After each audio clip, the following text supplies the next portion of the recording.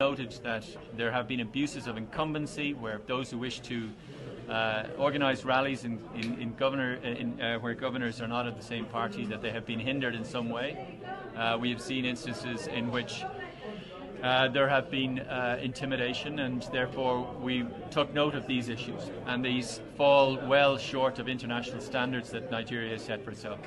And we would encourage these cases to be prosecuted, because impunity it discourages people from taking part, and this is not up to the standards of inclusivity that we want to see in these elections. Well, there was two peace accords, in fact, and as you rightly note, there was a peace accord last week, and the sentiments of that peace accord are something that we would fully echo in the European Union, and we want to see political participants making very clear statements and not tolerating the type of intimidation that was going on in certain places. And our observations were that there was intimidation going on, and that it was intended to suppress voter turnout, and that's a very serious issue, and it falls well short of the standards that Nigeria sets itself.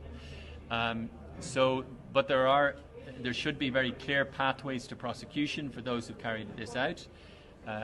There should be very clear provisions within the Electoral Act about electoral offences and intimidation of this sort.